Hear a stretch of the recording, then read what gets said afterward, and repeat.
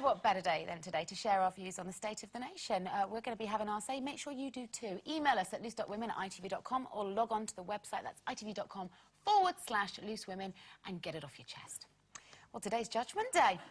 As the result, I know I looked at you when I said chest. And they laughed. But just like hung Parliament, big in this, don't they are really out there today, yeah. There's no getting away from them. Well, we are waiting, of course, for the results of the general election to be fully revealed. But at the moment, it appears that there is no party sharing an overall majority. So we are heading for the much-muted hung Parliament. However, with voter turnout high, it appears that the 2010 election has enticed us back to the polling booths. So, I suppose the question is, ladies, has this election reignited, reinvigorated your appetite for politics? Well, you know what my appetite for politics is. I'm a bit anorexic when it comes to that. But the thing is, for the first time ever, actually, it really has worked on me. I have taken much, much more of an interest. Now, I don't know whether that's... I know, Carol, you're so shocked, but I actually... I'm pleased. I actually have. And I think what's helped is all the debates that's been shown on television. I got a bit sick of it near the end because it was every day and it was doing my nutting. But I've definitely taken more of an interest, and I think that's to do with my age and because I've taken more of an interest in my life in general and how politics affects my life, you know, and all of that. So I think it's been a really good thing this year. I'm really, really encouraged to hear that. Yeah. Because don't you think, I know you share the opinion that everybody should be political. Well, I don't think people need to be political, particularly. God, what did I bother to say that? But, no, I do think people should take an interest in their surroundings and what happens to them and what comes to them. And I am encouraged by this. I wasn't a fan of the TV debates, I have to say, but I'm pleased with the way they've worked on people, because if they've worked on Colin Nolan, then they must have worked on a lot of people. Because you have always been the one person with less than zero interest in politics. Yeah, you've actually voted. So, you know, I think it's great. I went to 2 polling stations yesterday because I had to do a proxy vote for my brother in a different station, and I was really surprised to see queues in both of them, really long queues, and I've never missed a vote in my whole life, and I've never actually seen a really big queue like that yesterday. So I was encouraged by that. And I thought it was great that, you know, people are interested and people were determined to get in there. You know, sometimes you think, oh, this queue's too big, I'm going to go away, come back later. But people were just standing there. I mean, it wasn't very well managed, you know, as we found out last night, when people were disgustingly turned away from polling stations because they were closed. You know, I would have thought that surely anybody who'd been in the queue by 10 o'clock should have been allowed to vote, but they were turned away, which I thought was really shocking. But you know what was encouraging on the flip side of that was to see just how riled people were. You know, we've gone from a nation of being apathetic voters to actually fighting and banging on the door to have our say, and that surely is a welcome gesture. And I think if that had been me, I'd be starting a riot. Sitting there, wouldn't you? I would. I think it is the worst thing can possibly happen, to be denied the right to vote for any means. What did they expect? It was like they were surprised people were coming to vote. It was polling day. Absolutely, but I think it's tragic that after the whole expenses thing and people's cynicism, and they probably did feel, right, I'm going to do something about it. But that, I would say that the television debate slightly coloured that, in the sense that actually they kept standing there saying absolutely nothing, nobody, but my son, bless his heart, Robert, did actually get out of bed on his day off and voted yesterday, which I think is fantastic. And I do think, well, I think families, because it was on the television at night, say, if you all happened to be around at the same time, you couldn't help but turn to your children and say, do you realise you've got to do something about the state of your country and your future? And it's great if you can get them into the habit of voting at this age. I mean, what about your boys, Carl? Do they sit and talk politics and policies with you? All the time. But in this, I mean, well, we joke, but Colin's actually interviewed Gordon Brown on the run-up to this election. So there has been discussion of... Yes, I know.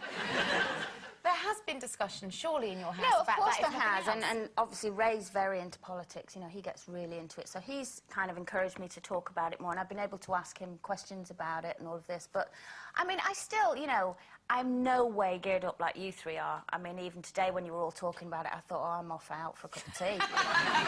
So I still don't kind of get it. But you what get I now, do don't get, you? I realise that it's important. Yeah, because it and- shapes the world we live in. Yeah. We run this country. But having said that, they do it on our after- behalf. We put them in the but job. then what gets me if we're after- powerless. But Yes, then exactly. Which But is then why after last all night of was that, outrageous. yeah. So And what really upset me was it was students that were it's like turned away. politics, and it can't get wordy. Sorry, Tom. Go on.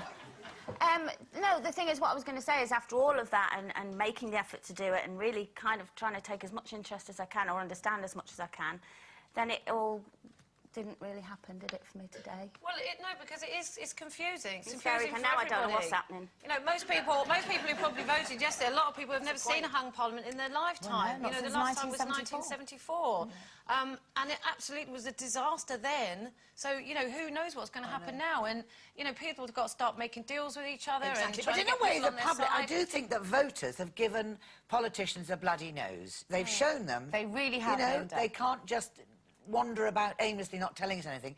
We've given them a hard time, and they've got a hard time. And actually, maybe some of them will show a bit of personality and come out of this coalition. Somebody's going to stand up and be a man about it. Well, Or they're a all woman. promising to A do all woman they even, can. please. Let's see if they are true to their word. More on this a little later, but right now, one notable feature of the election has been the relentless campaigning by all three of the main party leaders. They've travelled the length and breadth of the country, canvassing for votes 24/7, be it 3 o'clock in the morning at fish markets or goodness knows where. But it got us to thinking.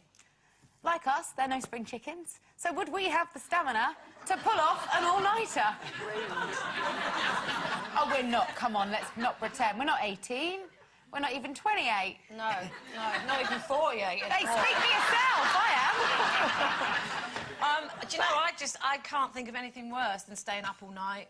It's that, you know, I've probably done it a few times in my life when I was younger, and, you know, you just keep going and drinking and staying up. But Which is amazing with you, because everyone thinks you are this party animal Exactly, that they drinks all night. do. They do, don't they? they're Everyone thinks not. I'm a real monster when it comes to drinking. I'm asleep after 2 glasses of wine. You know, and if I'm up at midnight, that's an all-nighter for me. You know, I go to bed first, always. But it's that feeling you get, like, if you've been up all night, of that... Oh, I used to do a job. I used to work on the Big Breakfast, and I used to produce the Friday show. And on the Thursday morning, we'd go into work at 9 o'clock in the morning, and we'd have to work 24 hours. So you were up all night working, and the next morning you would just have that feeling of, you know, it's like horrible. grime crawling Yeah. out of your skin, and Like jet you know, lag. yeah, it is exactly like jet lag, only worse, and it just makes you feel so ill. So I've got no desire, no job, no party, nothing would keep Actually, me it's up all funny night you talk ever about again. Big Breakfast. I remember one year I was asked to go on New Year's Day morning, and my sons were really keen for me to do this, but the only way I could conceive that we'd get there, because he would be out clubbing, was that I'd stay out and wait for him. So, of course, you know, and I did drink in those days. And so I was trying to monitor it along the night. I did, yes, but we just got to 5 to 6. We were being picked up at 6:15, right? Yeah. Got to 5 to 6. Like, what? Oh my God! By the time we got to the studio, everybody, Johnny Vaughan was like that. But I did actually do it a couple of years ago, driving back from Spain, because I thought I'd better stay awake with my hubby, with Mr. Spain, so I sang to him all the way home, and it was all night. Felt like a week.